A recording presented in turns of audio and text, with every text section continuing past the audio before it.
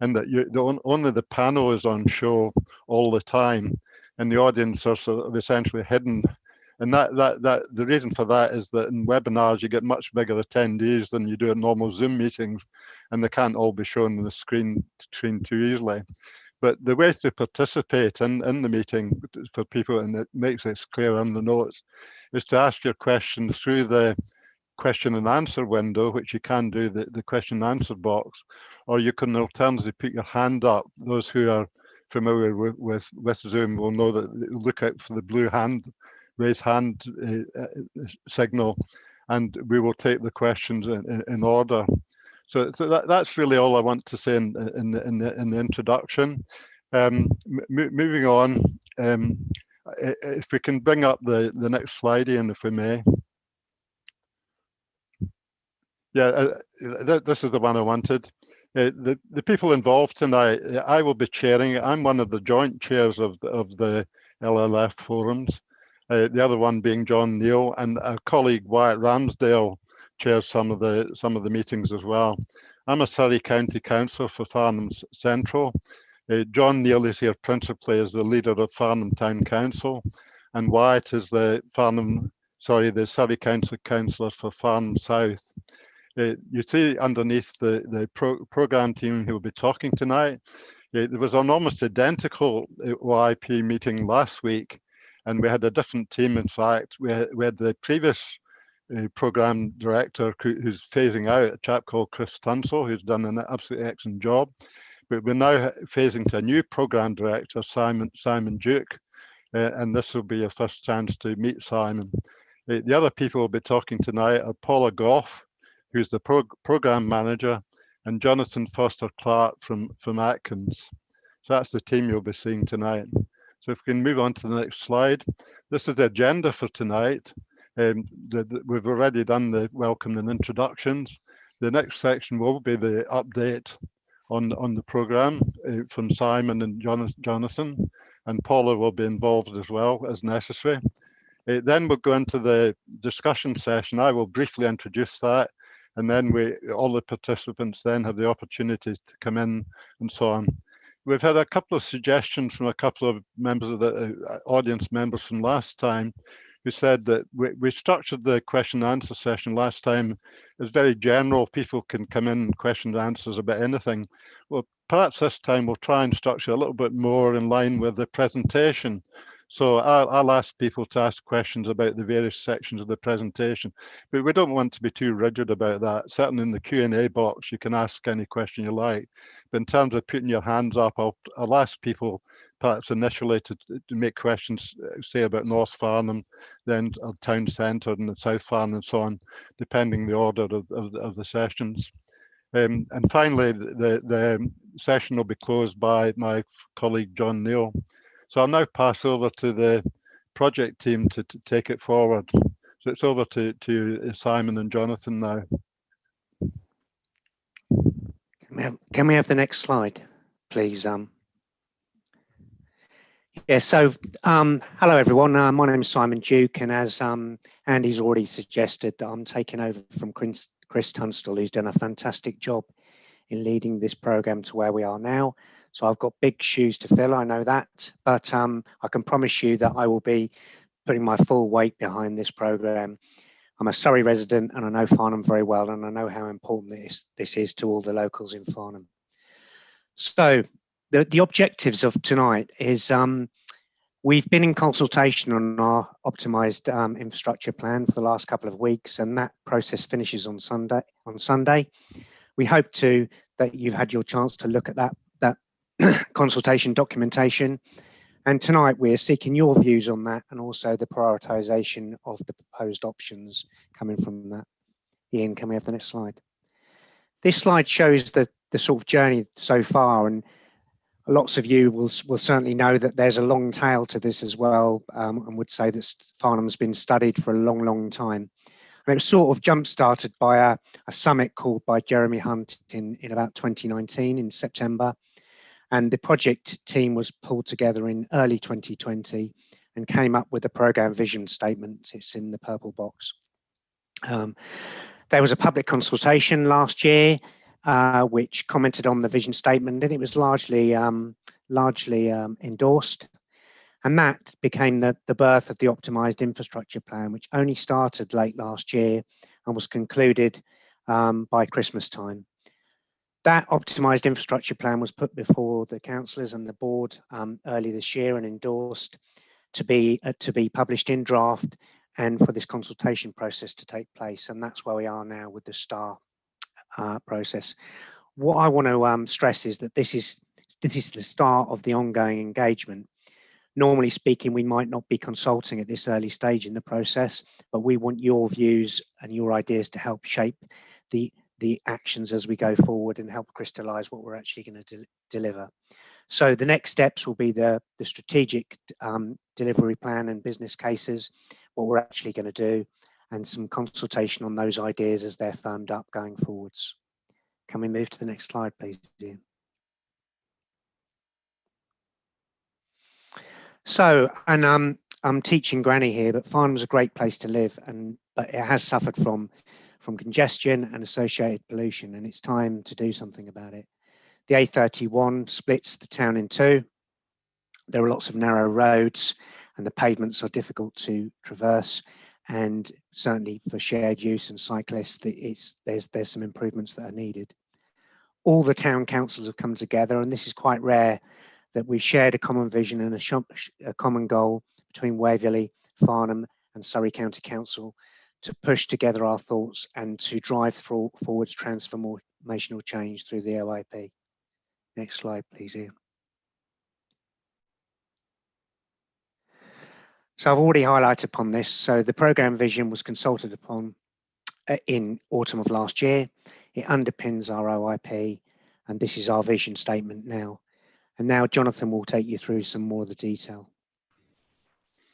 Well, good evening, everybody, and thank you for the opportunity to speak. So, the graphics here are the slides that are contained in the consultation materials. So, hopefully, everybody's had the opportunity to have a look at those. But for those who haven't, we'll just provide a brief overview of what those slides contain, those boards contain, so that you can look at that afterwards. But in summary.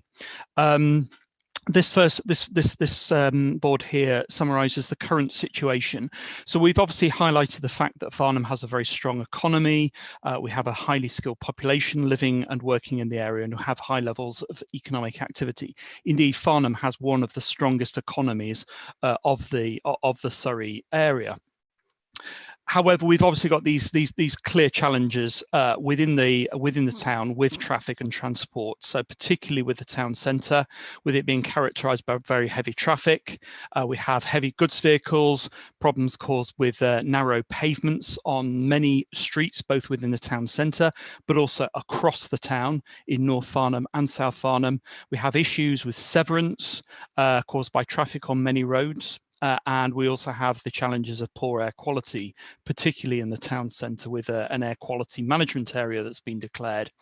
We also have the issues with the A31 and the railway line causing those problems of severance between the north and the south of the town. So the dependence on certain routes, certain bridges to cross over and under the railway and over the A31. And we obviously have the problems as well with heavy congestion at Hickley's Corner with a number of competing traffic demands, both for east-west along the A31, but also north-south for traffic entering into the town centre and crossing the railway at the adjacent level crossing.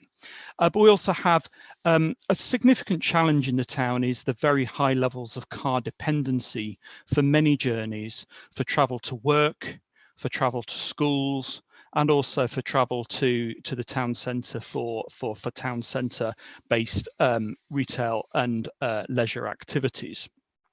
Next slide, please. Related to that, we also have a very low uptake of public transport in the area compared with other towns, and obviously that's related to the provision of public transport in terms of where the buses go, how frequent they are, and how reliable they are. Walking's popular for shorter journeys across the town, particularly into and within the town centre. However, cycling is significantly less popular, and clearly a factor there is the availability of infrastructure, but also the topography and the fact that, as many people have rightly flagged in the consultation, that topography and the hilliness of large parts of the town is a significant challenge for cyclists. But we also have the impacts of HGVs in a number of the local communities, and within the materials we flagged it in the this is a particular challenge in the town centre, but also significant challenges within North Farnham on Farnborough Road and through Upper Hale, but also within communities such as Recklesham. Now, it's important that we think about the future. Whilst we need to be taking action to tackle the challenges that we have right now, we also need to be thinking about how we future-proof the future of transport in Farnham. And we need to take into account the amount of growth that's forecast in terms of the large numbers of new homes that are proposed, not only in Waverley and around Farnham itself, but also in the adjacent districts, such as in Hart, Rushmore and East Hampshire. So we've been working closely with the adjacent planning authorities to understand those growth projections and the implications for future travel demand in Farnham, recognising that many of the roads coming into Farnham from those adjacent districts converge and are going to create increases in the traffic pressures that we face. So the forecasting that's been done demonstrates that there will be significant increases in traffic over the next 20 to 30 years. And of course, we're now in an age where we need to think very seriously about the implications of growth and of the implications of increases in traffic, not only for air quality and safety, which are issues that we've looked at carefully over the past, but also the importance of dealing with our carbon emissions, recognizing that we have a legal obligation to work towards net zero carbon by 2050. And if we don't take action, the analyses that we've undertaken demonstrate that we will be far off where we need to be if we don't take action to increase the speed of electrification of the vehicle fleet and indeed changing travel behaviours.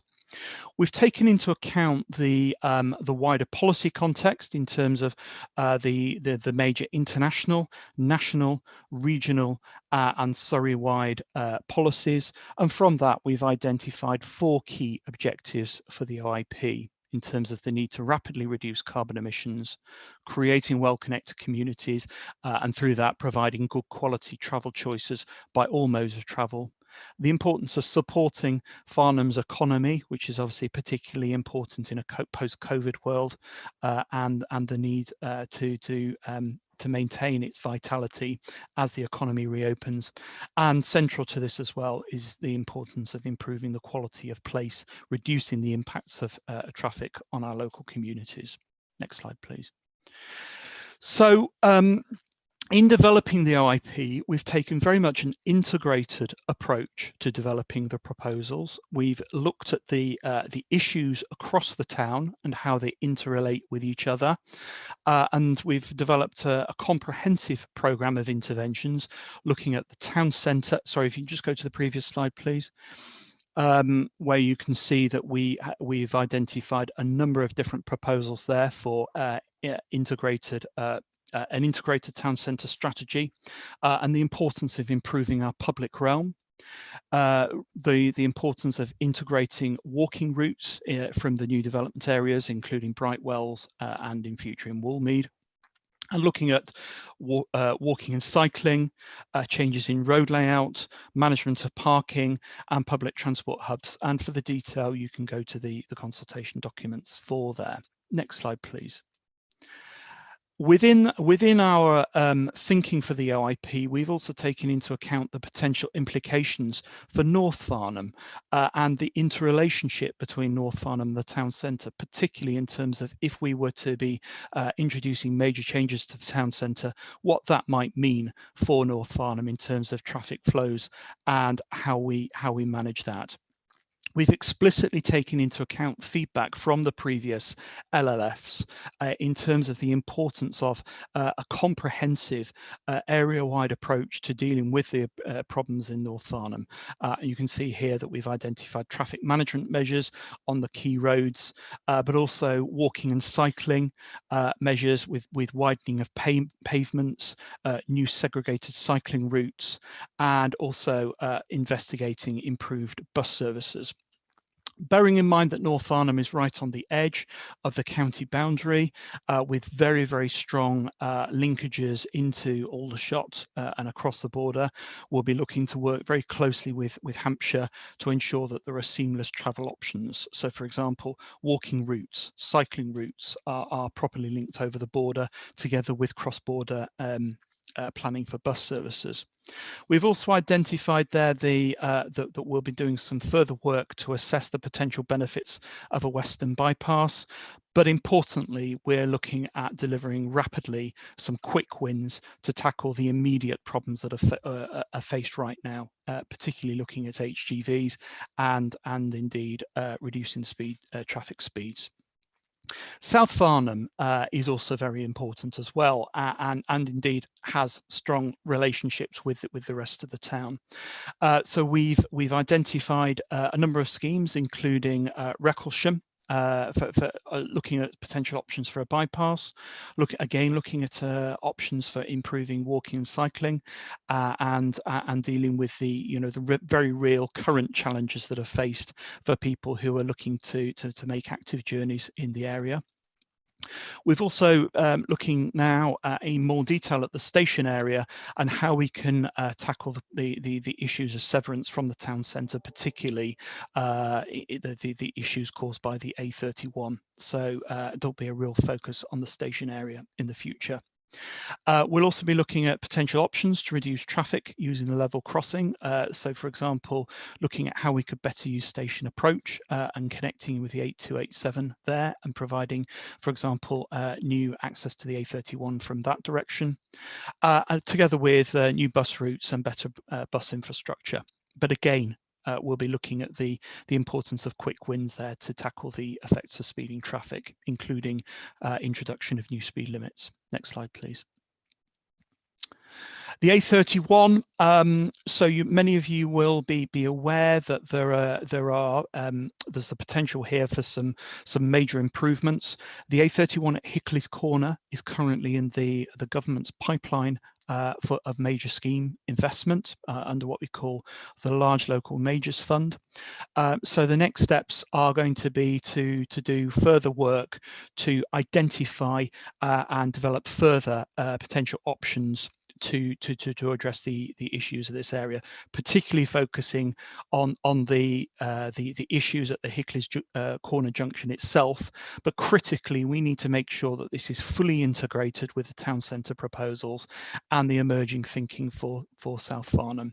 So within this, we'll be looking at major investment at Hickley's Corner itself, but also we'll be looking at how we treat the A31 through the south of the town to make sure that all the improvements are properly joined up. So that will include looking at Coxbridge Roundabout and Shepherd and Flock to ensure that if we release the traffic at the bottleneck that we have at Hickley's, that we don't overload Coxbridge and we don't overload Shepherd and Flock.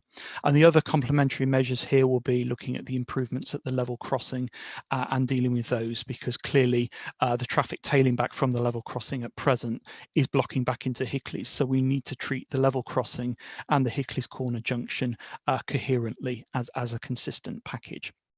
Next slide, please. And then finally, in terms of the OIP, we've identified a wide range of town-wide measures that are focused on improving people's travel choices, enabling people to make the right kind of choices for the journeys that they're making. and enabling people to consider alternatives to the car where that might be possible. So you might have heard of the term travel apps. Essentially, in many parts of the country, new apps are being developed for smartphones that allow people to identify a wide range of different journey choices for the different movements that they're looking to make at different types of day. And indeed, also linked to that, we would also be looking at the possibility of introducing car clubs that are now being rolled out in many towns across the country. We'll also be working with schools to increase walking and cycling, so ensuring that there's proper investment in programs to help parents and children make the right kind of choices for more local journeys, and where there are particular problems with pavements, with crossing facilities, identifying those and working those into the program to ensure that younger people can make active travel choices. So linked in with that, you'll see there improved footpaths, priority streets, and new crossing points. We're very focused as well in looking at paths and cycle parking into the town centre and other key locations across the town. And you might have heard that in some parts of the country, they're now exploring e-bikes as a means of dramatically improving the ability to make journeys by bike. So essentially, the e-bikes, through having an electric motor, enable people to make much longer journeys, but also to be able to climb uphill much more easily. So they significantly increase the spread of journeys that people can make. You might also have heard about e-scooters. So in some towns and cities around the country, there are now some pilots which have gone very well, incidentally, and there could be a real role for that type of measure in Farnham. You might also have heard of the term low traffic neighbourhoods. So this is these are programs of measures that are designed to reduce the impact of traffic on local communities and to enable people to interact more within their streets, but also to be able to more easily make journeys by walking and cycling for those short distances to the local shops, to the church, to the local community centres.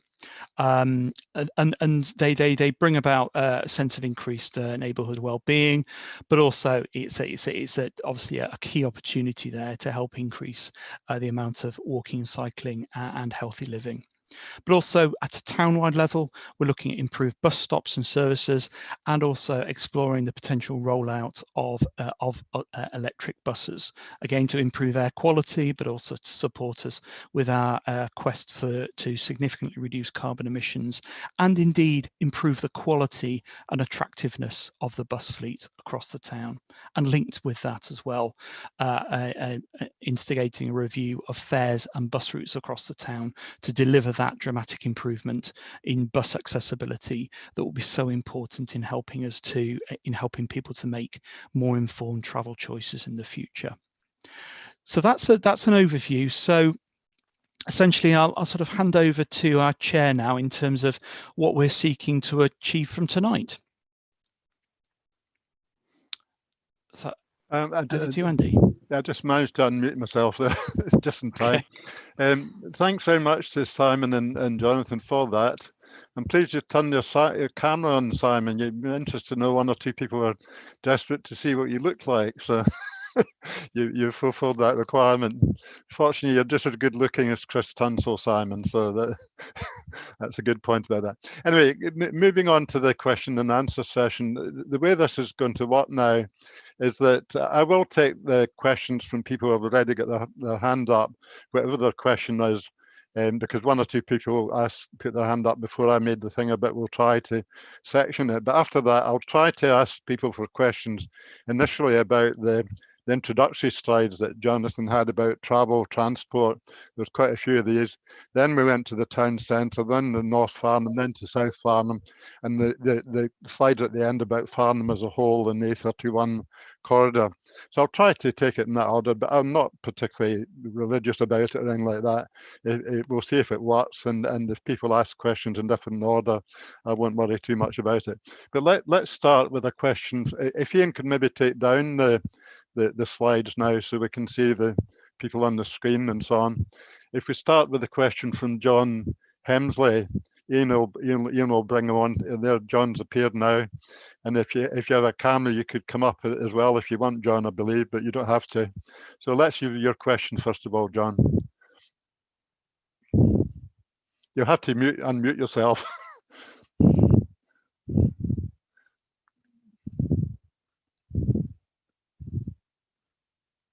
Well, I'll come back to John if John's having a problem doing that. And let's move on to Linda Sherlock. No, can you hear me? Oh, we can now hear you, John. So do ask your question. The first point I raised was before you came on air, on major air, saying the hairdressers open on April the 12th. Well, thank you very much for that. And the second point I would make is I see no mention at all of the university population in Farnham, which is about 10% of our population. And what are those students' needs and therefore their travel needs? That's a very good question, John. I mean, we do see the university, the town council, the borough council and Surrey as being extremely important, and they will figure in the OIP, in the project quite a lot. But I'll pass to Simon and Jonathan to answer that question from the project team's program team's point of view. Simon, sorry, you might not be aware of this. Hello, good evening, everybody. Sorry, I've had power failure all evening, so apologies that I'm late on, but I've managed to join from a different laptop anyway.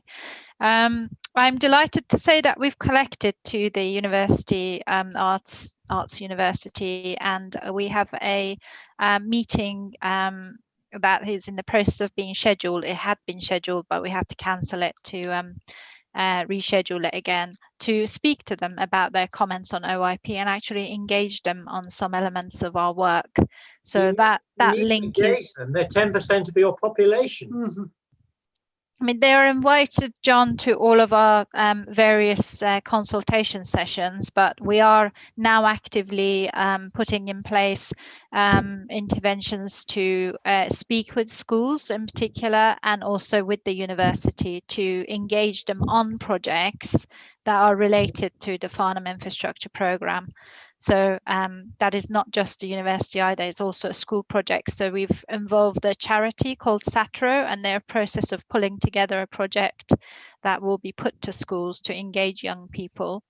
And part of that is actually working with the university to use them as volunteers to work with the schools as well on this project. So yeah, it's a gap that we've picked up, and we are very much looking forward to seeing their thoughts and what that comes through there. Thanks for that, Paul. Do you want to comment, Simon or Jonathan, before we move on? Sorry, I was on mute. Simon, is there anything you'd want to add to that? No, only that we're committed to hear from everyone, and we have purposely tried to engage with UCA, and we welcome all their feedback, and we will be proactively working with them in the future. Thanks, Simon. I mean, we're very, very proud of the UCA in Farnham, and I think the presence of UCA is one of the reasons why we won the accolade of being, a craft town or a craft city. It's called Craft City. We're obviously not quite a city, but we're one of the very few places in the UK that's got that sort of distinction. I think the other one is Lewis and the Hebrides Isles to do with Harris Tweed and so on. So we're very proud of that in Farnham, and they're very much connected with the presence of the UCA in the town. So let's move to Linda now. Do you have a question for us, Linda? Hello. Yes, I'd like to talk about consultation as well. So it links a little bit with the last point, John's point about university.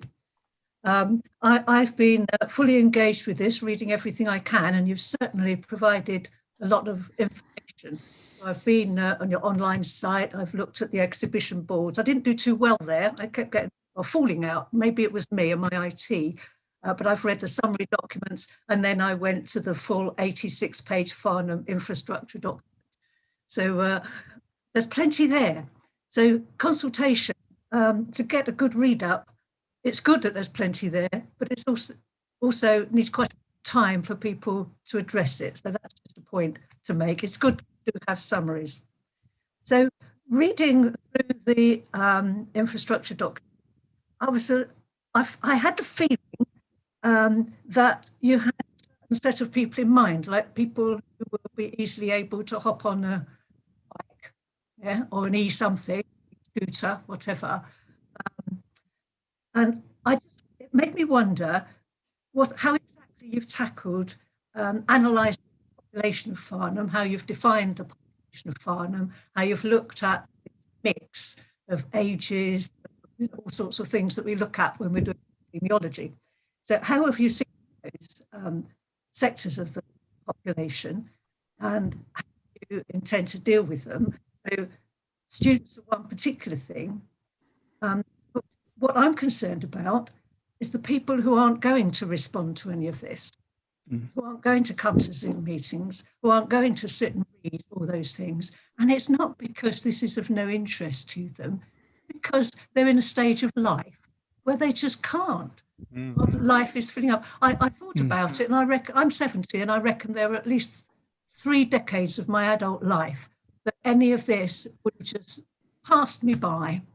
Your lovely leaflet that came through every door would have gone in the recycling bin straight away, because there was life, and I don't need to go in. We all know what life is, and it can be very full. So where's the analysis of the population, and how are you going to tackle working on behalf of those people who don't actually respond in any way? Yeah. So that's my key question. That's a very, very good question. And can I say to you, we're breaking up a little bit, and I'm now getting a bit of echo in the line. Probably somebody else has left their microphone on, but we'll try to. We're breaking up a little bit, Linda, but I think we've got the gist of your question. Certainly, the key point you were making at the end. So I'll pass to Simon and Jonathan, Paula, to see who wants to answer the question. Shall I start? Yeah, please do. So we've used a range of different data sets to look at the population mix. We have admittedly made quite significant use of the 2011 census. Now we know that there are challenges there in using a data set that is quite old, but the real benefit of the 2011 census is obviously it's very comprehensive in terms of providing a detailed breakdown of the different types of people that live in the different areas of Farnham. And as well, that's a very useful data set for understanding people's travel behaviours, where they travel to and from, and how they travel. So we've made extensive use of that. I guess it's within the OIP document. We didn't go into a huge amount of detail in terms of the different demographics of Farnham, because it was already becoming quite a substantial document. But needless to say, there has been analysis done. So we have looked at the different groups of people and their different needs. I think the second question, in terms of consultation, we've recognised that there are real challenges in terms of how we access different groups of people in the town. I think it's fair to say to date the consultation has been there's been quite a slant towards the older age groups. So we've been making a real effort through the consultation plan to engage with younger groups, particularly with young people, with a recent LLF that took place in January with schools and young people, and with young people's leaders, to actually ensure that future generations who will hopefully be living and working in Farnham, if we can retain them, that their views are being reflected. But we're also engaging through a number of different channels, such as social media, to actually ensure that active social media users and younger groups of people are being engaged through this. And we know that it is difficult finding, for people to find space and time in their busy lives at the moment, because it is a very difficult time. But equally, these are very important questions for the future of the town. So we're doing all that we can to engage with different groups of people to actually ensure that we have a properly representative sample of the different the different groups in the town, and that we really understand different groups of people's needs. So take an example in one of the recent in the most recent discussion with younger people, there were some really insightful comments from young people in terms of the issues that they face in terms of getting access to school, and indeed, for example, getting how they get buses into Aldershot late in the evening, and how they have real fears over their security. So through these different channels, we're aiming to get some really detailed understanding of the issues facing different groups of people. Thanks, Jonathan. I won't ask everybody to comment and everyone, but Paul is unmuted her mic. I don't know if that means she wants to say something. Sorry, Andy. I just wanted to add very quickly, just the cherry on top of what Jonathan has just described, is that we are really committed to also hearing from all age groups, particularly the school population and associated with walking and cycling. And we are in the process of putting a project together to engage with schools. We're going to start with 4 secondary schools in Farnham and then expand from there around how the infrastructure program can support the schools to improve the way they live, mainly by increasing their walking and cycling, but also by engaging them to come up with ideas for their town, which I think is the bedrock to retaining young people in the area in the future. Yeah, it's basically a very good point that Linda made, that it's reflected also in the makeup of councillors. Councillors are generally too old. In fact, it's only when people retire sometimes they have time to put into it. And for myself, when I was younger, pursuing a career with children and grandchildren and so on, you focus on that, and it's very hard to overcome this. Some problems are just very, very difficult. And we'd we'd certainly like to see a lot of younger councillors as well as people taking part in this sort of thing. But we must move on now. Yolanda, I think you've got a question. Hello, everybody. Hello. Hi. I'm known to some of you. My question is again about the data. The whole OIP plan hangs on survey data to do with the roads and how much traffic. And I see that I've just had an answer from Jonathan that when I'm asking for clear data, I want to be able to publicly scrutinize it, because if so much is hanging on this, and we're looking at an old 2011 data, I can't believe that you're getting from that census details such as what is the percentage of HGVs to vans, because in the OIP it states that there's a much greater car dependency. I can see that you could get that from 10-year-old data, but what about, where were these surveys done? Were they what are they called? ANPR surveys? Were they, I didn't see any video cameras going up around the town. I didn't, and how long were they for? Because so much has been decided based on survey data that we're being expected to take on trust. And we're already got a shopping centre being built in Farnham, which is 20 years out of date. So you can imagine that we are, or I am definitely suspicious about not having the actual source to hand, publicly available to be scrutinised. Thanks, Yolanda. I think that's a question for Jonathan and Paula. Yeah. Shall I start then? Yeah, please. So I mentioned the census, obviously, in terms of providing wider socio-demographic data, but there's also been a number of other different sources of traffic and travel data.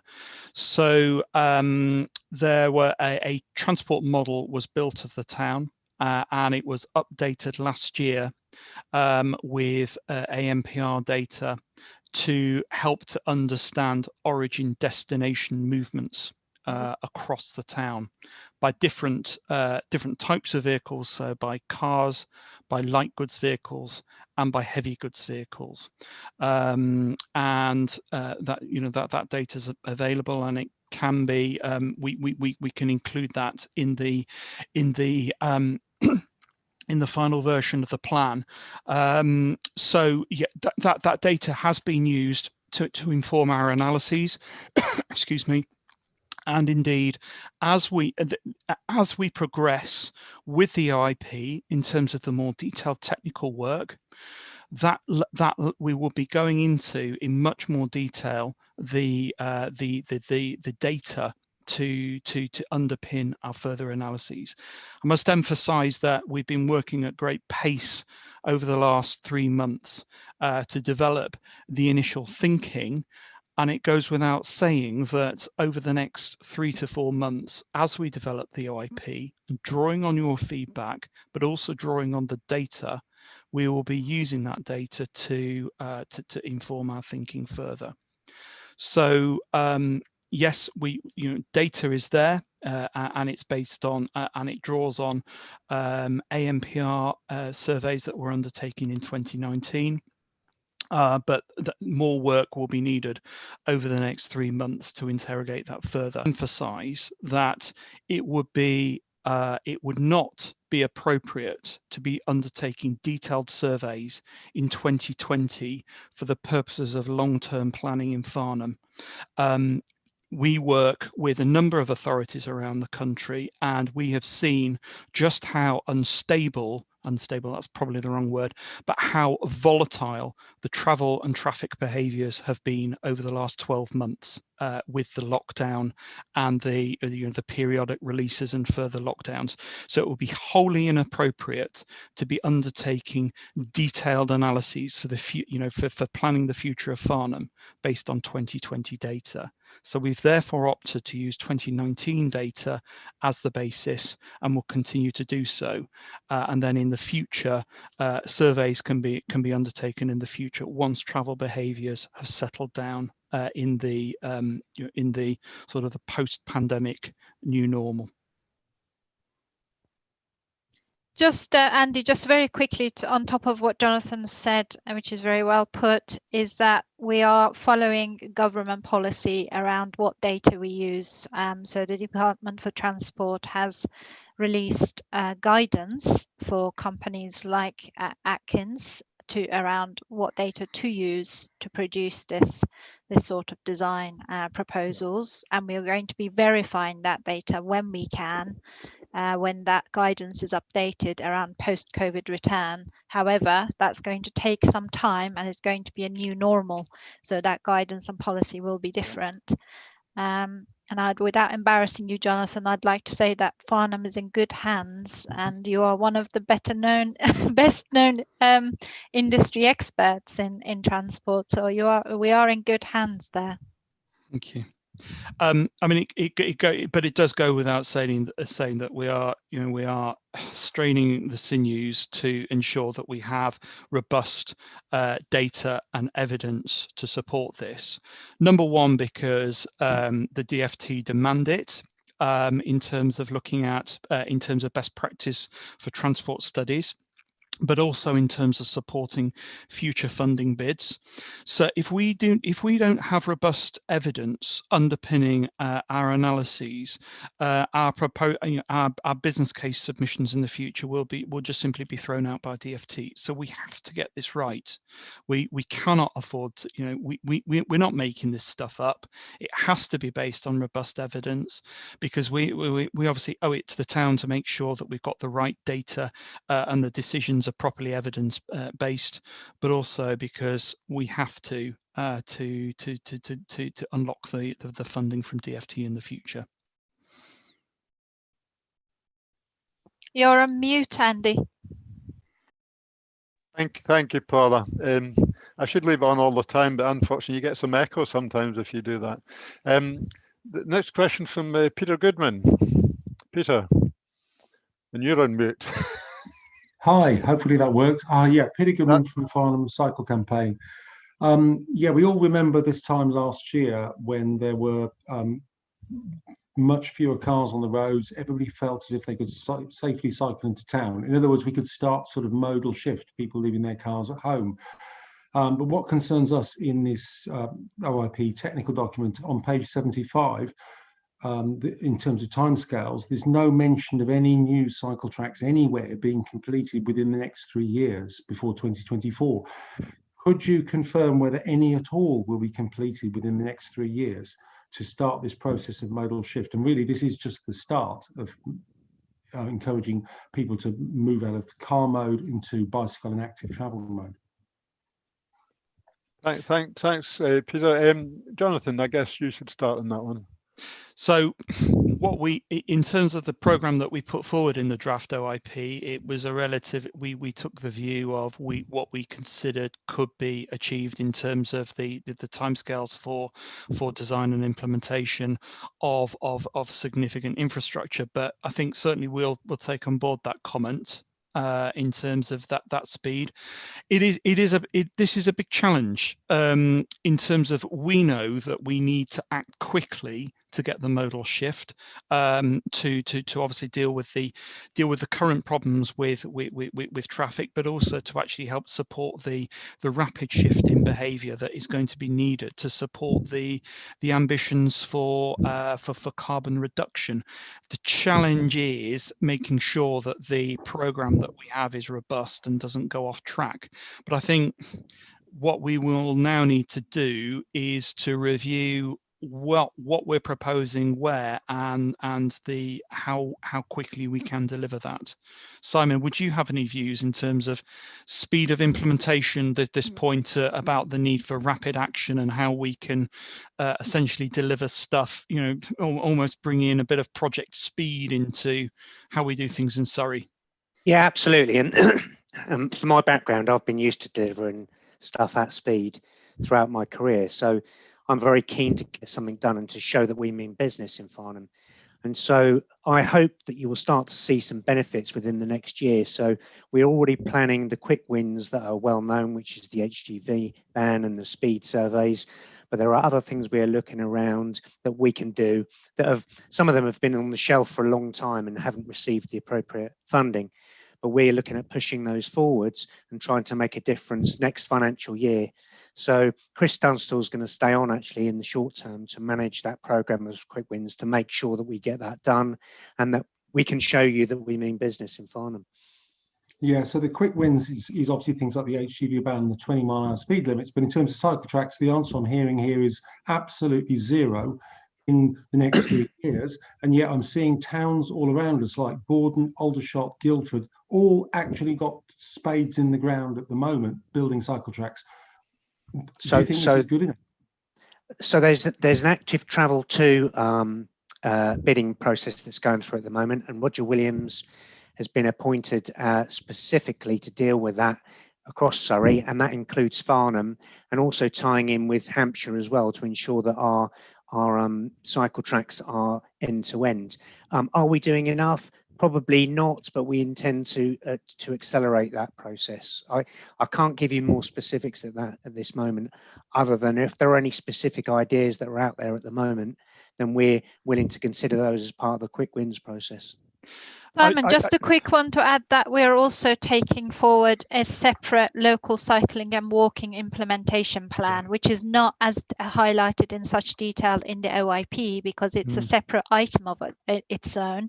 We have to be careful at what speed we take this forward because, as Simon alluded to, we need to work with Hampshire, with Hart, to make sure that what we suggest is a robust network and is well connected and without boundaries, to make sure that it's a legitimate replacement for other modes of travel. And this can't be rushed, really. We need to have a look at it as an integrated solution and then take the elements of it forward as soon as we can for the elements that we can, for example, in the centre of Farnham or some of the key areas where the options are very clear to us. So our firm approach will be doing an integration with everything that's happening around the areas you mentioned, Peter, and then release the items we can at the earliest possible point. but chiefly that LSWIP is being taken forward as a separate item, and through the LLFs we'll be telling everybody about that work. Thank you. Thanks, Paula.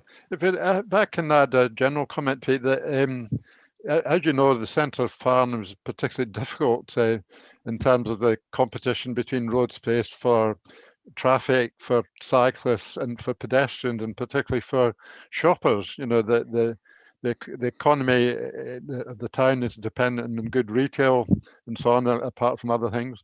And until we can get to the stage where we've got less traffic coming through the town, because of the ancient road system, which was developed, as people regularly say, in the horse and cart era, it's very difficult to introduce things like cycling tracks right in the centre of the town. You live in one of the roads which is particularly difficult, which is Downing Street.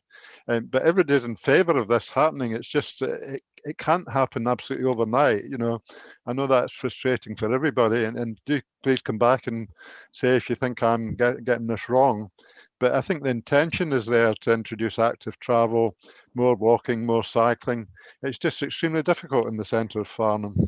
And if you're welcome to come back and comment on that if you wish to. I will say you've got an advocate, as I'm a very keen cyclist, so I'm a voice of cyclists within the programme, but that has to be measured, you know, as alongside everything. But yeah, fully supportive of getting people to use and have the ability to use different modes. Yeah, thanks for that, Simon. So the next question is from Daryl Romer.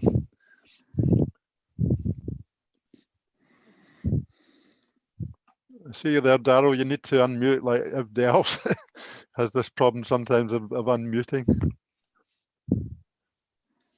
Can you hear me? I can hear you now. Yeah. Thanks very much for the chance to speak this evening. Very kind of you, and good details. I've read the documents. I'm not very clear about the two-way traffic that's going to be implemented on South Street and Union Street from 2025, I believe. How will this impact upon the traffic flow up Downing Street? Shall I answer that? Yeah, do please. So I think it's fair to say that we need to do more detailed technical investigation to understand the impacts of potential changes in road layout. Owing to the time constraints, that hasn't yet been done, but that we're now looking at that over the next 2 to 3 months. Needless to say, introducing any changes to the town centre road layout will create some significant changes in traffic flow and hence impacts on the road network. So those need to be thoroughly investigated.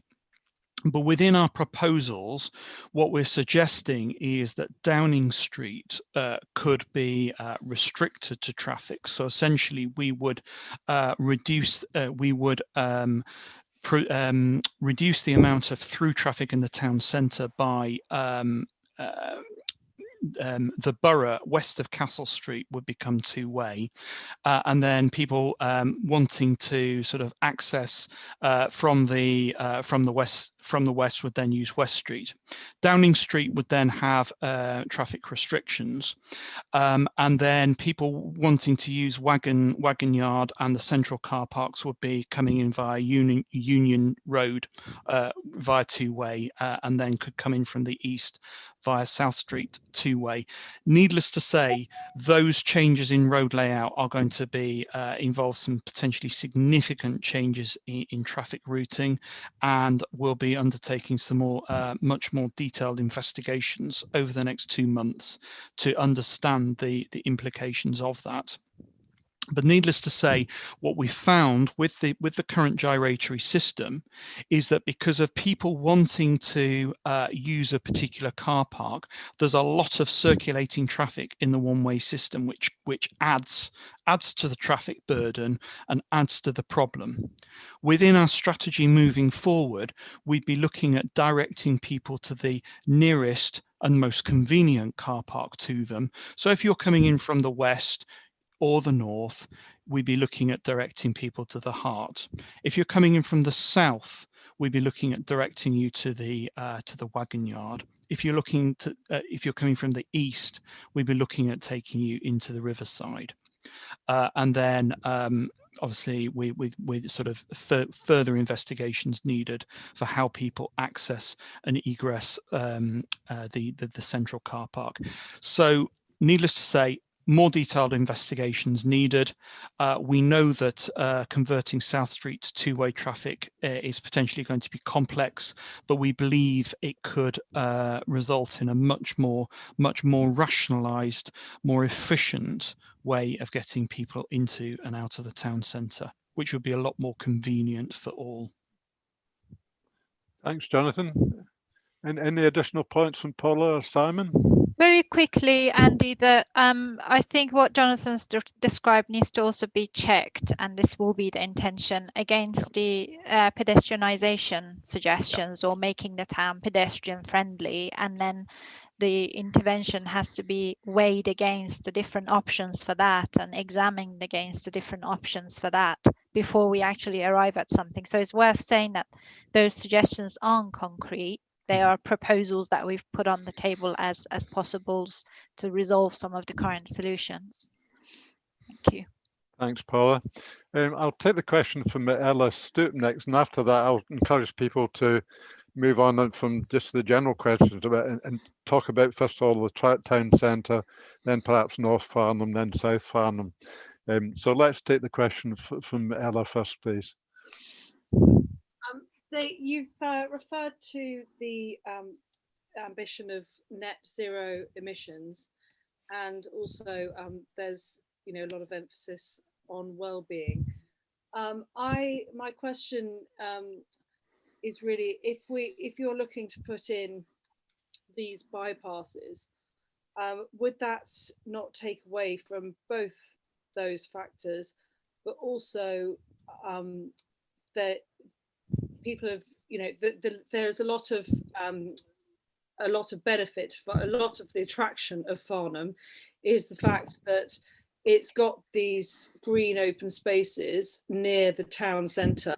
You can go walking, you can walk in, through the green open spaces to get to Farnham. And it also attracts people to Farnham to be able to combine walking in the area and eating in the restaurants.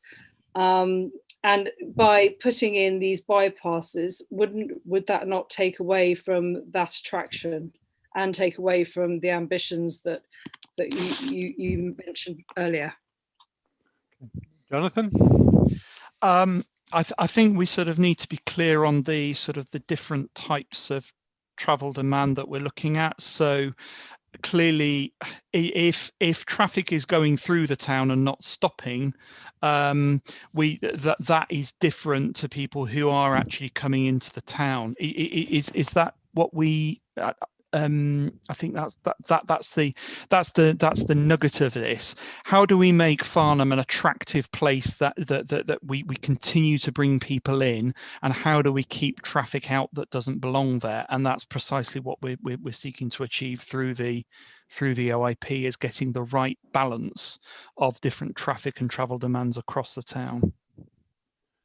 Yes, my point is that if you are putting in bypasses that take away the green spaces and the footpaths, then you're bringing potentially more traffic into town by people not wanting to make the walk into town.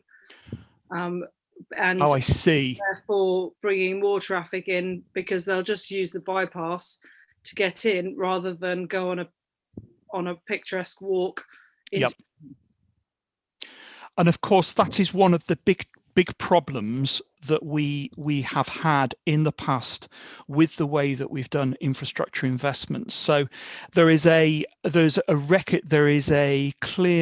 clear evidence that construction of new road infrastructure does release what we call induced demand. So more people drive in response to more road capacity. Now that's been particularly marked in terms of the motorway and the major road network, but it's also also been seen in other towns. I, for my sins, worked on the Newbury bypass 30 years ago. And at that point, we said that road space in Newbury should be reduced to improve conditions for cyclists in Newbury town centre. Unfortunately, West Berkshire didn't take any action, and Newbury is now in exactly the same situation as it was pre-bypass. So when you're introduced, and that's precisely the reason why we're looking at an integrated, an optimized infrastructure program, is to understand how the components of the program would work together and how we deliver the best possible outcomes.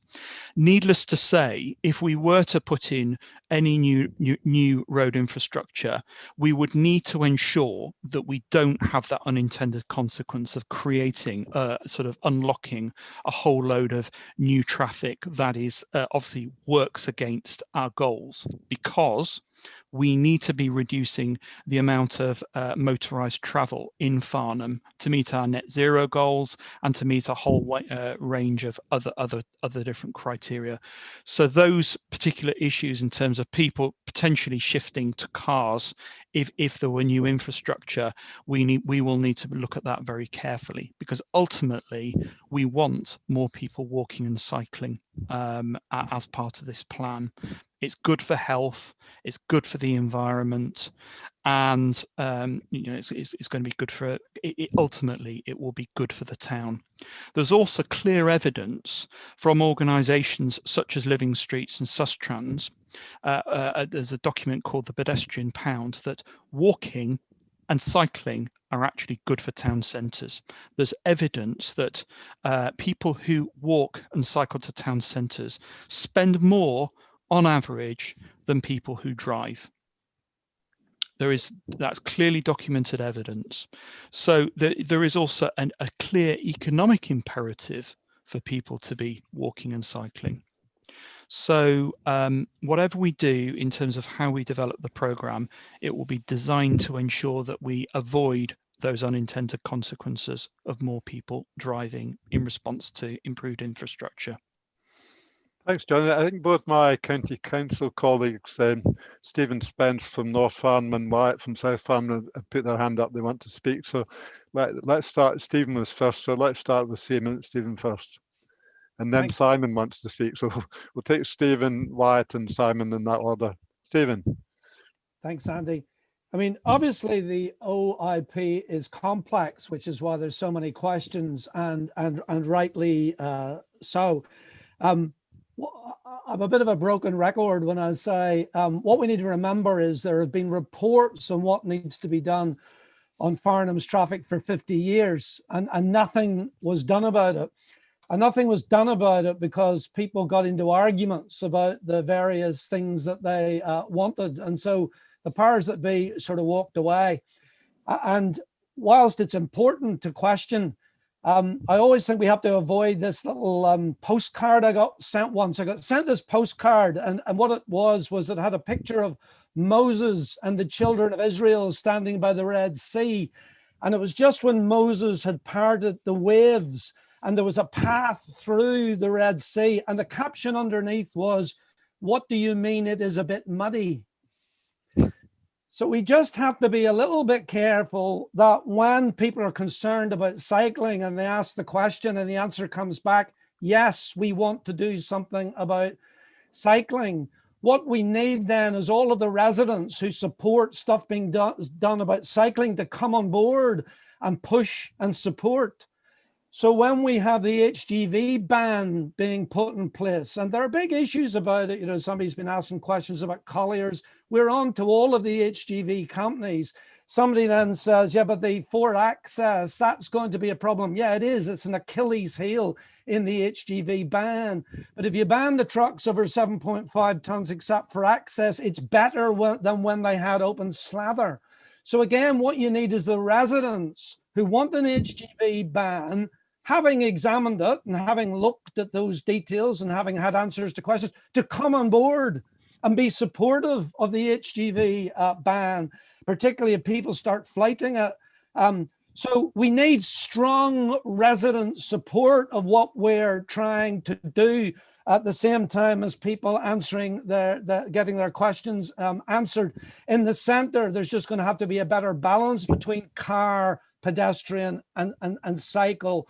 No one group is going to win all of the things that they want, because otherwise you wouldn't have a balance. You'd have to ban one of them, you know? So that would just be my little plea, that absolutely you want to see whether Jonathan and Simon and the rest of them know what they're doing, but it should become quite clear quite quickly that yes, they do. And we do have a window here that has not been open for quite some time and has been slammed shut on various occasions over the last 50 years to get something moving that will make a difference. That's very helpful, Stephen. I think the residents' associations have a big part to play in all of this as well, by building a little bit on what you said. So Wyatt, over to you now, Wyatt. Thanks, Andy. And Stephen's covered a good number of points I wanted to make, so I'll try and only cover the things I see as additional. In Farnham South, and in particular in Recklesham, we need a bypass to save lives in the future, to enable cyclists to use the main road, to enable the footpaths to be safer for pedestrians to walk along, to have crossings on those roads that are not restricted because there's too much traffic, and to shift the HGVs out of the conservation area and away from a low bridge that every now and then they bump into and too often recently collapse in a heap. Now, unfortunately, the only place you can build a new road is on green fields or perhaps on the occasional landfill site along that route. And yes, that will attract people to come down that road than perhaps go south to Borden or across to Alton. Because we're going to attract that sort of induced demand, I think is the posh word for it. But that also means, and you'll have heard Jonathan and others talking about, that we need to have ways in which it becomes more attractive for some people to walk, ways in which it's more attractive for some people to cycle. And for the ones that still want to stay in their cars and be driven, then a park and ride or something similar in the Coxbridge roundabout area. I don't mean any particular place, just in that vicinity. Whereas if you come zooming down the new Recklesham bypass, you can park up there, jump on a bus, preferably an electric bus or maybe a rickshaw taxi, and get yourself taken into town, which has much consolidated closures of roads, limited access for nasty HGVs that Stephen's just talked about, and lots of cafe society and places for people to enjoy what's happening in the town centre. I have that vision, but yeah, I'm afraid some fields might go for to get there. Thank you. Thanks, Wyatt. Simon. I just wanted to highlight those points. I think Stephen spoke very eloquently there, as did Wyatt. Is that we're looking at complementary measures here. You know, the rule book of 15 years ago, and I've been in the construction industry for about 25, 30 years now, was go and get your concrete out, get your blacktop out, and start digging. Those days are gone, but there is still the option to build alongside all the other complementary measures that you're pulling in, so that you can give people that choice. And there's no point in pedestrianising the town centre if you're not giving people the opportunity to get in and to walk using other modes, for example. And there's been questions around mitigation around that. Absolutely, we need to look at those mitigations. So we're trying to look at this solution holistically. And is there a place for bypasses? We'll see. We're going to carry on doing those studies and those works, but it'll be complementary to promoting active travel, to the use of public transport, etc. So it's a holistic view rather than a simplistic view. Thanks, Simon. We've now got a question from Leon, if I make sure I pronounce the name correctly, if I can. Sukharov, if I get that. Correct me if I'm wrong, Leon. Sukharov, that's pretty much spot on. Okay, I would just like to agree 100% with Councillors Spence and Ramsdale, and I'd like to say I'm 100% for a Recklesham bypass, you know, as Councillor Spence would like us to be. And yes, to address also what the lady was saying about being concerned about bypasses, you know, from Recklesham, there's lots of lovely places that we can walk. And I walk in the area that a bypass would go, but, you know, I also go to Alice Holt. But the problem is at the moment, there's only one way to walk into Farnham, right? Or cycle. right? And at the moment, that one road has got lots of very, very fast cars on it, and it's frankly unpleasant and dangerous. So I think in this particular case, I think it's going to encourage a lot of people from this area to take more sustainable transport options into the town if it was a safer and more pleasant route.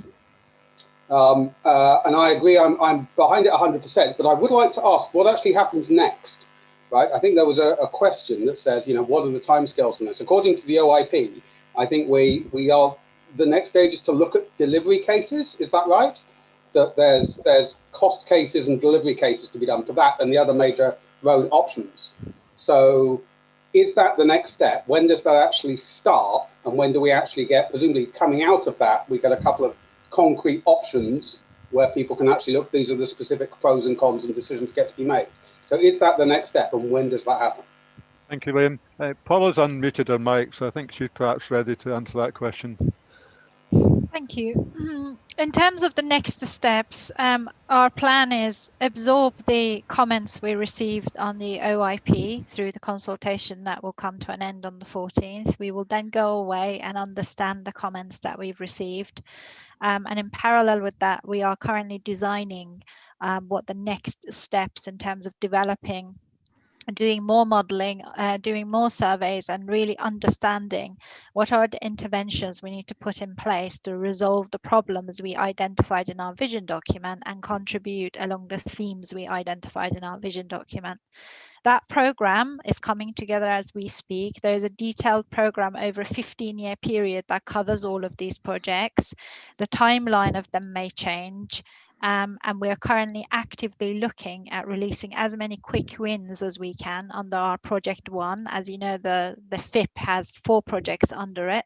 Project 1 is the quick wins. So we're going to release as much as we can under that so that we can early deliver all these items.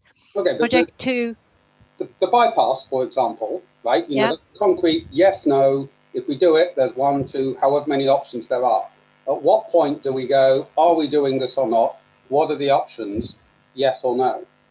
In the next step, we're going to look at more detail around whether there's a business case, an economic case around the Recklesham bypass, so that we can make a legitimate application to DFT to receive the funds that we require to deliver this program. We're currently undertaking a detailed costing analysis on the Recklesham bypass to understand whether our estimations are correct and how the various elements will sit together to have a viable business case for that project. That is part of our next phase of activities, Leon. Does that answer the question? Yes, thank you. Jonathan. No, I just support what Paula was saying there in terms of detailed cost, sort of detailed design and cost investigations. But clearly, I'm seeing on the chat pane as well, there's quite a lot of discussions here about the potential impacts on different communities. So, for example, with the Recklesham bypass, would there be issues with Rowledge and other parts of South Farnham? And it goes without saying that when you're developing infrastructure proposals of this level of complexity and potential impact, we need to do the proper investigations. Number one, to ensure that we are going to achieve what we need to achieve in terms of are we going to relieve traffic in Recklesham to the extent that we would expect. Number two, to ensure that we don't create unintended consequences in terms of creating new rat runs. But also number three, because we need to demonstrate to those organisations that are going to be funding much of this infrastructure, the likes of the DFT in the case of a major scheme, that there is a business case. And so before we, whilst we're working at pace and we're looking to get things delivered quickly, we need to demonstrate to DFT that we have a clear and strong business case for investment, so that we are actually going to be tackling the problems, but there is also a clear, there are clearly clear economic benefits, and it is worthy of the investment particularly bearing in mind with the way that government investment is moving with infrastructure. We need to make a very, very powerful case that investment in Farnham is a good thing and will support the government's policy objectives. So we still do need to do that work that as we move forward to actually demonstrate we're going to solve the problems and that we have a clear case for investment. Thanks, Jonathan. Wyatt, you want to comment? Yeah, I just wanted to share from a politician's point of view the kind of wider feel that, Leon, it would make my day to make a Recklesham bypass a quick win. But to be honest, it doesn't take genius to work out that I can't get my hands on 50 to 90 million pounds by the summer of next year to have this road suddenly built, even if we didn't have all the paperwork to go through. And we're going to have all that paperwork and all that analysis because there's such an amount that we're going to be asking for from distant places. Of course, a quick win that involves 24 signs around the town centre, some attitude changes perhaps by police and parking, can be brought in that time speed. So you're going to see a disparity in how quick things can happen. The quick wins, well, they're not as quick as I want them to be, and I know they're not as quick as Stephen wants them to be, but they should be happening. In fact, I think the HGV ban is this month. I hope the speed controls elsewhere soon. Things like the bypasses, I mean, they're time frames of 10, 15 years when people like me are going to have passed on to people like me who will have passed on again. And we'll all then be trying to persuade very senior people to put their money where their mouth is from the LEP, from the Department of Transport, from central government generally, and give us our bypass, and to have supported people like Jonathan and Paula make those cases. I think there's a great case to make, and they know I think that, and I hope they'll ask me every now and then about how I can help with that. Yeah. I think that's very helpful. Why, we have to be realistic about things, but I'd like to say, to balance what you said, people say what's different between what's happening now and what happened before, when there are lots of studies and reports. There's a very serious intent to make things happen here. Some of it will be difficult, as Wyatt said, and we've got highly credible people working on it. We've got a credible team here tonight. We had an equally credible team at the last meeting, which John Newell chaired. So very, very serious intent and part of everybody to make something really happen here. And that's the difference between what's happening now and what happened before. So let's move on to Nikki Goldberg, who's got a question.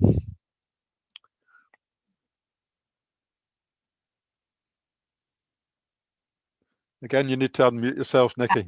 I have. Thank you, Andy. First of all, I'd like to wholeheartedly support what Wyatt was saying. South Farnham does indeed need a bypass. We had someone killed on that road only a couple of years ago who was dog walking, and there have been quite a few narrow misses on there too. I think it's important as well for residents to be able to walk safely. At the moment, you can't, not on Echo Barn Lane, not on the A325.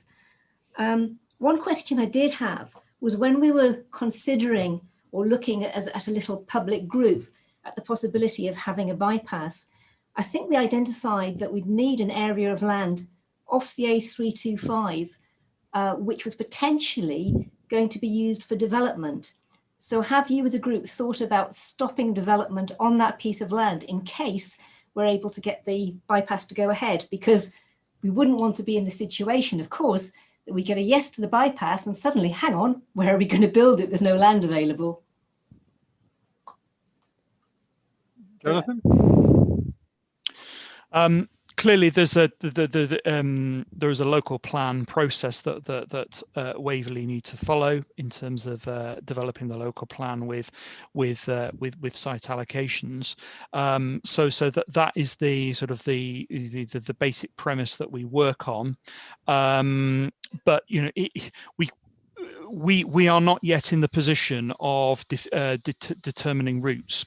That will be the next stage of work. We'll be considering potential route options, which will clearly need to take into account a number of different constraints, including obviously potential new housing developments. But I think it would not be good practice to attempt to stop development on the basis of speculative proposals. There are quite strict rules in terms of how land should be treated as part of the local plan, and a potential alignment that hasn't, well, in fact, one route option that isn't actually based on any evidence would not be a justification for stopping development through the local plan. So in summary, the next steps will be looking at potential alignments for the bypass, and that will need to take into account the obviously a number of different constraints, including development, but also clearly there are going to be a number of other challenges in terms of getting a potential alignment through, not least, for example, the ancient woodland, which obviously is another issue. But there are a number of different challenges in looking at looking into bypass alignment, and all of those will need to be taken into account as work progresses. Can I also just add that, Nikki, actually development in that area firmly supports a business case for a bypass. In fact, if you look at the DFT criteria for business cases, unlocking housing is quite top of the agenda, equal to decreasing congestion and improving safety. So if anything, that development would support a business case for a bypass. Mm. Thanks, Paul. I think, sorry, Nikki, you comment, and then Wyatt, who's your local councillor, I think Wyatt wants to say something, but you come back first, Nikki.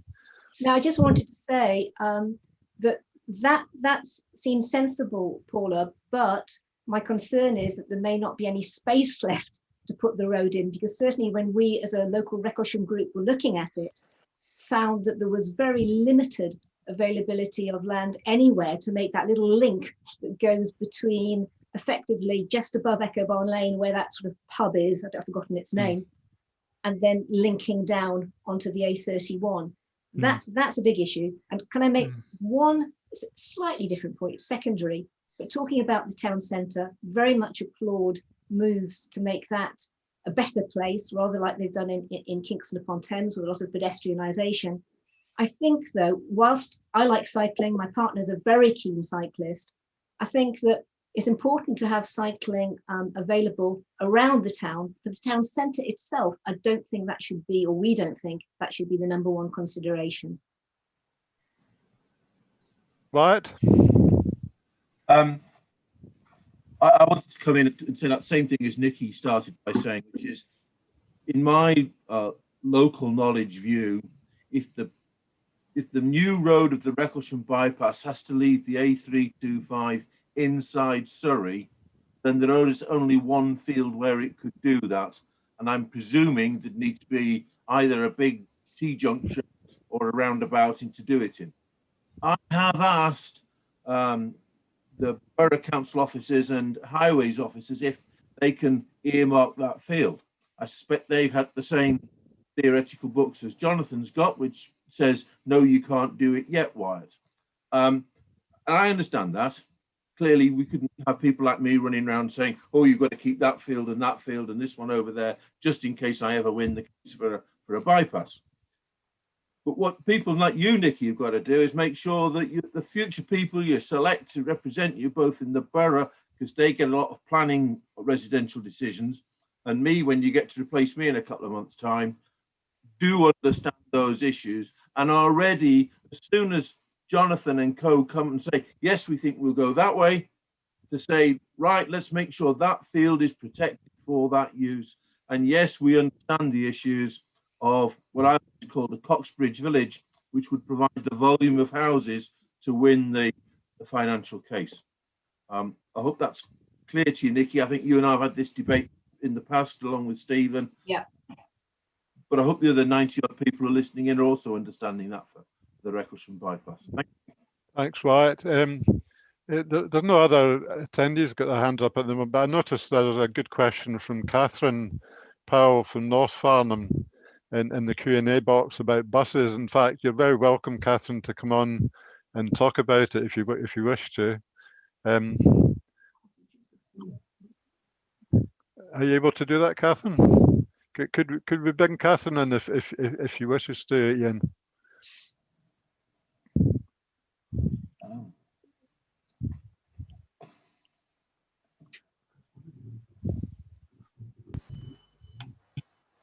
Can you hear me, Andy? We can hear you now, Catherine. Yeah. I guess, I mean, I haven't lived in North Farnham. I've lived in North Farnham for 4 years, and I've spoken to an awful lot of local residents, particularly over the last couple of weeks. And, you know, the research into school buses, and apparently there were school buses, you know, as recently as 2015 that were cancelled. And of course, if you cancel school buses, you inevitably increase the number of journeys that go on between North and South Farnham. You know, the travel time between North and South Farnham by bike or by cycle, you know, is not short. It's a significant time commitment. And I just wonder, you know, a school bus is back on the table. It's not intuitively obvious from the draft OIP. It's kind of, you could read it that it might be there, but it might not be there. And, you know, it makes a big difference. And, you know, if we're not putting school buses back in, are you turning around to people and saying they can't send their children? You know, it's people in South Farnham can't send their children to, you know, All Hallows, and people in North Farnham can't send them to Weydon. I mean, what's the plan? Because it's not clear from the draft OIP, and I've been asked several times. Jonathan? I just wanted to very quickly let you know, Catherine, that I completely agree with you. From a program perspective, school buses are very helpful in terms of peak traffic reduction. I have spoken to the county council on this. We have engaged with the school travel team, which actually sit outside the transport team, and we haven't. And the reason why this is not very clear in OIP is because we haven't actually reached a clear conclusion around whether that is part of the immediate FIP program or not. And we haven't just had a clear answer out of Surrey about the commercial stance behind this as well, because Surrey lost a lot of money with the school travel provision that they had in the area. So we need to relook at the commercials on that and decide whether it's worth dusting off and relooking at repackaging and reintroducing, or whether we need to look at a better public transport provision, the local bus provision, which we are firmly looking at. So we are in discussions with Stagecoach to review the current public bus routes and service provision, and to see if that can be improved and in the future electrified.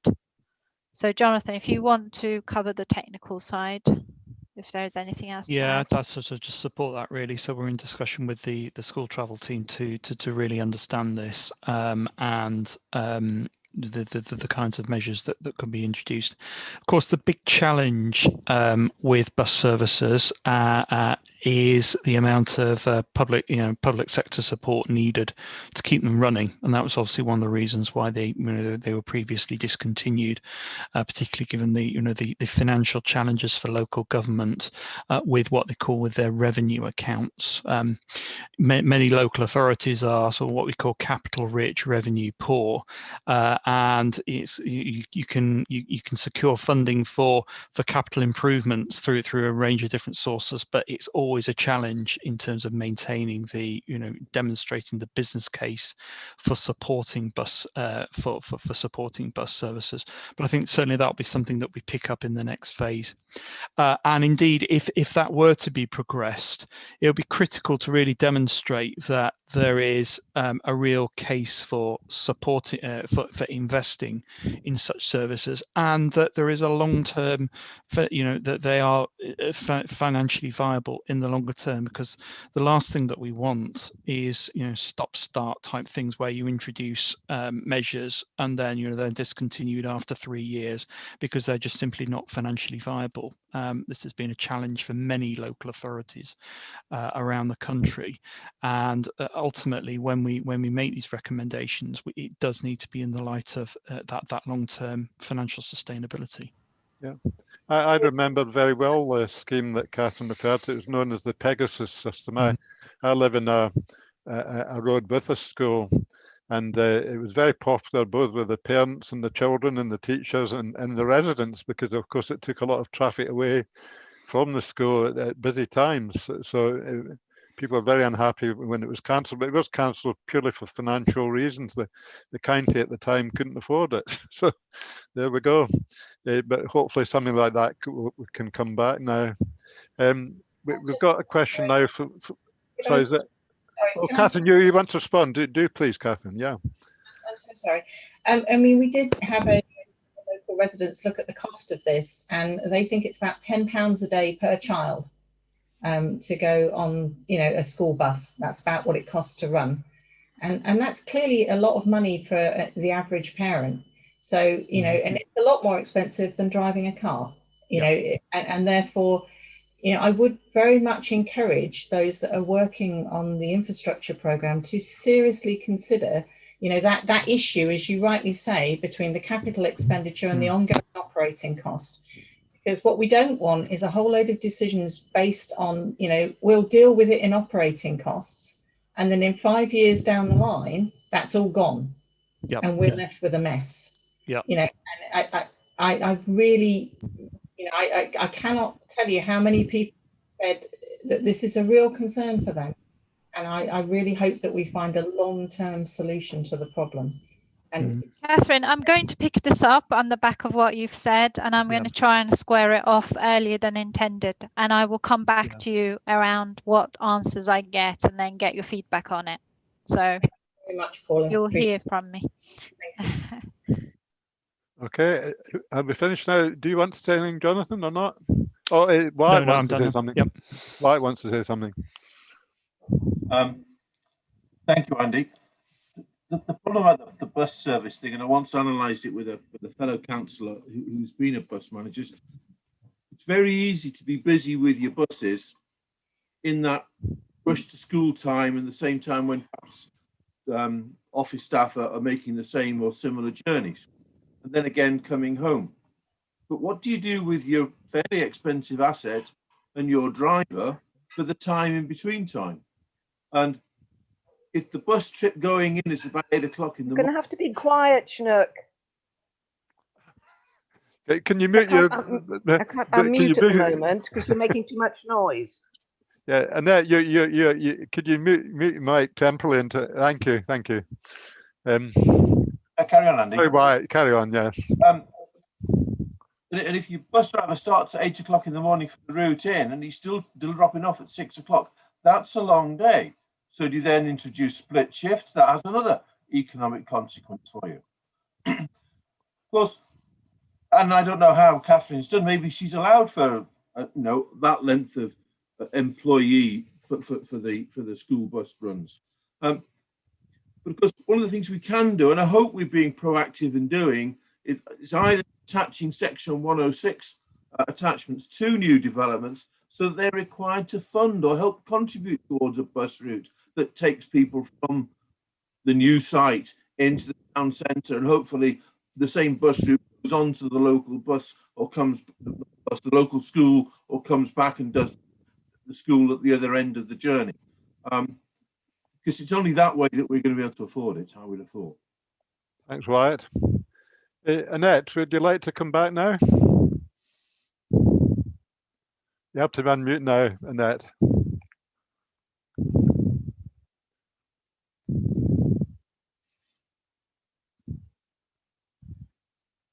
If Annette's having a problem, we'll come back to Annette. And can we go to Sophie Lovell now? If you could bring Sophie in, thanks. Sophie, over to you. Can I just add to a little bit of information on this Pegasus bus system? I was involved with Andrew Carter, now Sir Andrew Carter, when they first implemented this Pegasus scheme at South Farnham School in Menin Way. And actually, I agree, you know, it was very disappointing for the reasons that the uptake was actually appalling. The parents were quite happy to pay the money for the scheme, but there weren't enough of them who wanted to do it. And the big reason amongst the parents, and I suggest, you know, Paula, Jonathan, you really do need to talk to the parents when you talk to the children at these various schools, because they're the ones that really actually understand why they're not uptaking. And actually the problem with the Pegasus scheme was the routing and the timing. I mean, most schools now have after school clubs, not at the moment because of COVID, but you know, there are parents who pick their children up from school at all sorts of different times that don't coordinate with the bus scheme. So really, I think you should be talking to not just the children, but definitely to the parents. And I think that would help a lot. And lastly, can I have a plea to the committee? And I have put some messages on here. We have a lot of residents groups, community groups, and that includes North Farnham, South Farnham, the Bourne, Rowledge, who would very much like to have a conversation with some of the committee. We have a lot of experience. We know the communities that we represent, and we'd very much like to actually support, for example, the cycle schemes.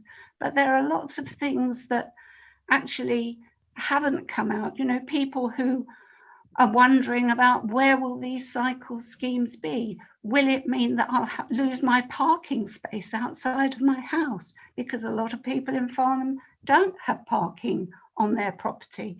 So there are many things that we could actually support this infrastructure if we just get a chance to have a say in what offering a bit of community information. Thanks very much. Thanks, Sophie. Do you want to comment, Paul or Jonathan? Sophia, thank you very much for sharing that information. If you have any specific information from the communities you're engaged with around the Pegasus, around the routing problems you mentioned or timing problems, then I'd be interested in knowing what they are. Same goes to Catherine. If you have views on North Farnham, then I'd be interested in knowing what they are so that we can look at what the issue was. At the moment, my understanding is that it's nothing to do with routing timings. It was to do with the financials and the take up in general across Surrey. We are aware though that elsewhere in Surrey there is a high demand for this service and not enough of the buses. So I'm just trying to join the two up, which is why I've offered to sort of accelerate this ahead of the where we would have normally looked at it. With regards to engaging from the communities you've mentioned, Sophia, these LLFs are exactly for that. So we're very happy to hear from all groups. What we want to do is focus our energy, effort and resources in undertaking this program, in identifying, designing and unlocking the quick wins, rather than having, you know, so many consultations where it diverts us from actually doing the legwork. So please do encourage everybody to attend these LLFs. We are very committed to them and we're going to have as many of them as we possibly can at the right intervals. So yeah, I don't know if Simon, you have any thoughts? Just to please encourage your neighbours, your friends to respond to the OIP. The more rich the information we get, the better. And therefore that will help us inform what we're doing going forwards. And we've engaged early with this, and there aren't the details that some people seek. For the very reason is we want to help shape those details. So please encourage all of your relatives, friends, neighbours to please, you know, respond. Whether it's 2 lines or 2 pages, please do respond. I would also add to that you know, there's no we can do all the analysis in the world, but sometimes just looking at hard data does not tell us it does not give us the insights from the conversations that we have through these LLFs do. We have learned so much from what we've heard in the LLFs, and I would hope that you can see that the insights that you've given us as a team through the LLF conversations and indeed through your follow-ups with us, I would hope that you can see that there is a direct cause and effect in terms of how that's influenced our thinking, in terms of how that's influenced our understanding of the practical issues that you face, and how we've responded to that in the OIP. So when you tell us about these issues that you face in terms of the practicalities on street parking and the issues with children getting to school and so on, that tells us so much more than just crunching through a load of data. And that's what we're seeking to do through the OIP is obviously hard evidence to help us to really understand how people are moving around, but also to be listening to what people have to say and the real issues that are out there on the ground. Thanks, Jonathan. And I noticed that Annette's unmuted her mic, so hopefully you can now answer and ask your question, Annette. Thank you. Can you hear me? Yeah, I can hear you. Excellent. I have a question about the station and the tailbacks in all different directions. And you said on your slides that you were going to do some further work on that. So I'd like someone to tell us what that further work is and whether it will involve both South West Trains and rail track, because as you've just said, those of us who live near these places, we still often have to wait 8 minutes with the barriers down, which of course causes both the pollution and the tailbacks. And a question linked to that is, how is the right-hand turn from the A31 into South Street going to work? Jonathan or Paula? Shall I? So there's two questions there. I'll start first of all with the issue of the station. So yes, we're in conversation with Network Rail and South West Trains in terms of the practicalities of the operational aspects of running the railway here. And in terms of the obviously in terms of train frequencies and how the railway is operated and the implications of the level crossing. So those conversations are taking place. I think it's fair to say that Network Rail have very strict protocols in terms of the safety of how the railway is run, and obviously that has an impact on the barrier downtime. And clearly that's clearly linked with the number of trains that are connecting Farnham to Guildford and beyond as well. So there's obviously an important issue there in terms of accessibility by rail to the rest of the country. In terms of the work moving forward, we're going to be undertaking detailed technical work in that area as part of the work for Hickley's Corner, because clearly the operation of the level crossing is so intimately linked with the way that Hickley's Corner works. And what we've identified is that there are a number of accessibility challenges in this area, obviously for traffic in terms of the different movements that can take place. So for example, there isn't currently a direct connection between the A31 and the 287. You obviously have to go via Station Hill through the level crossing and essentially round the road network of South Farnham. One of the issues that we'll be looking at is how we can better connect the A31 in the Hickleys area with the A287 for those north-south movements, and obviously how that then, what the potential implications for the level crossing would be. But also, so that's in terms of traffic. In terms of the station, it's at the moment obviously very few people are using the rail network.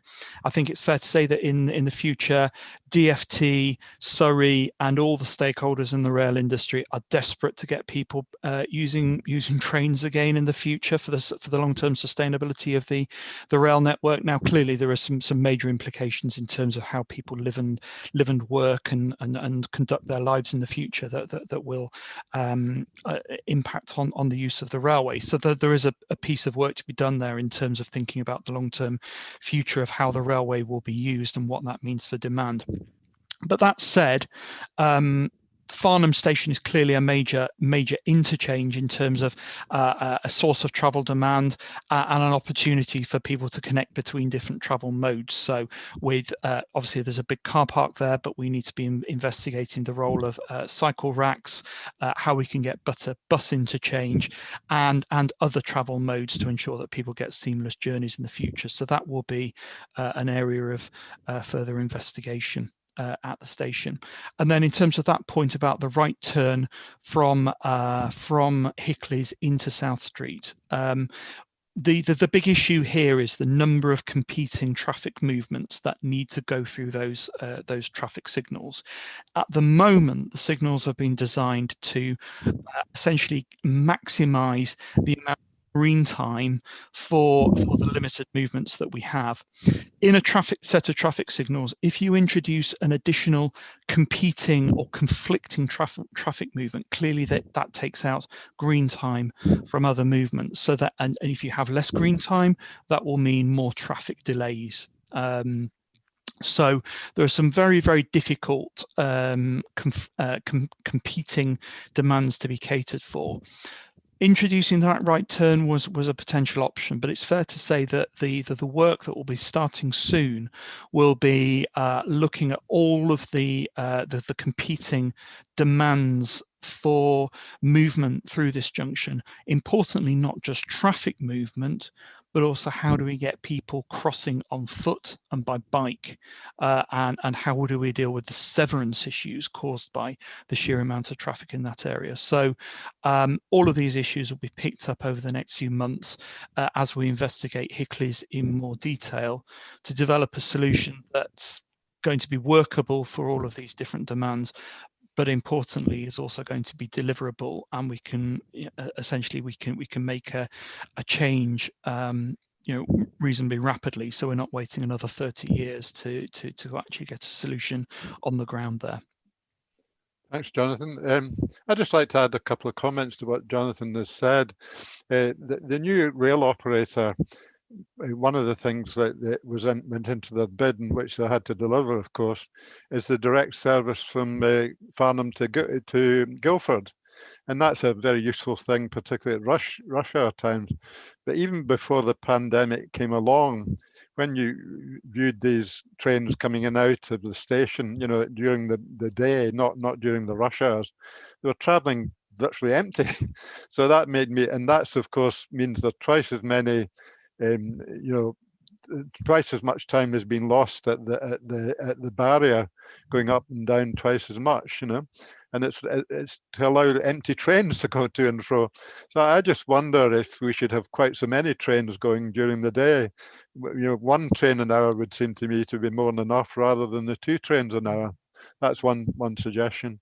The other point about Hickley's Corner, right turn, and all this sort of stuff, I think when we look at this, it needs to be looked at in conjunction with what happens at the Firgrove Hill Bridge as well, because there's only 2 crossings really between Shepherd and Flock and between Coxbridge, which is Hickley's Corner and Firgrove Hill. So we need to look at these together, and part of the solution to the Hickley's Corner problem may be doing things at Firgrove Hill. So that's a general comment I'd like to make. Okay. And does Paula or Simon want to say anything about these issues? I just wanted to add quickly that we are in dialogue with Network Rail and South West Trains around how they're going improving outside the station, around access points into the station, cycle infrastructure at the station, use of the car park, the situation with station approach, which you can't walk along, and also around the safety issues associated with Hickley's Corner. For example, the number of minutes the barrier is down for, which is causing people to jump it and do crazy things like that. We are talking to Network Rail to identify, to make sure that everything is legitimate and what is the best option here. Thanks, Paula. Well, we've got about 10 minutes to go, and there's no more questions from the public. So I'd perhaps just like to give Paul Follows, who's deputy leader. He's on the board and he's deputy leader of Waverley, and John Neal, who's the leader of the Town Council, an opportunity to say a few words before we wrap up the meeting. So do you want to say something, Paul, about in general, or anything you've seen on the Q&A that you'd like to comment on? Thanks, Andy. I think one of the things I'd particularly like to comment on as a Godalming councillor myself, and a little bit of an interloper here in many ways, is the questions actually coming up about pedestrianisation, because it's the sort of conversation we're also having in Godalming, and I think the point that I'm taking away tonight, that's been made by Catherine and a few others, is that when we think about pedestrianisation, we need to think about the impacts on the rest of the area, and that actually, without putting the mitigations in place and thinking about that really properly first, we really do end up in some trouble. So that's something I want to make sure that we're looking at as a group as well. So very, very keen on that. I think the other issue I'd just briefly mention is about funding for bus services, and I think a lot of that, without drifting down too political a route this time of night and on this sort of subject, it is in the end about local government funding. And really, if we don't sort that out, the sorts of issues about funding bus services are one aspect of local government funding that needs to be addressed at a more central level before we can do a lot more with it. So another very interesting session, and thank you very much, Andy, for giving me an opportunity to speak. No problem at all, Paul. But both Wyatt and John have their hand up now, so I think it was John first, actually, and then Wyatt. You need to unmute John, of course. Thank you, Andy. Actually, I wanted to come in when we were talking about the buses in the schools, and just add a comment in there, which was that, you know, obviously the bus service provision for schools is difficult because of the timing and the shifts, as Wyatt mentioned. Ideally, of course, kids would be getting themselves to and from school, preferably with bikes, if at all possible. That is the way that not only for the well-being of the children, but for you know, to solve some of these issues perhaps in a better way. So I'd be interested if you know, parents and schools could give us some more feedback on the likely take up of kids with cycles, if we could help make that possible with the travel routes. Thank you. Thanks, John. Wyatt? Thank you, Andy. There is a main point, but just on the thing about buses and things.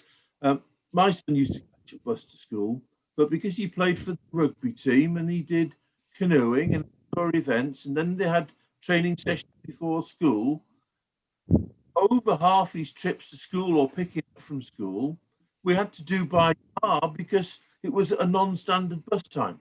So I think that's perhaps a reason why very often parents don't want to invest in a bus ticket for a week's worth of schooling, because they're having to do so much as well as.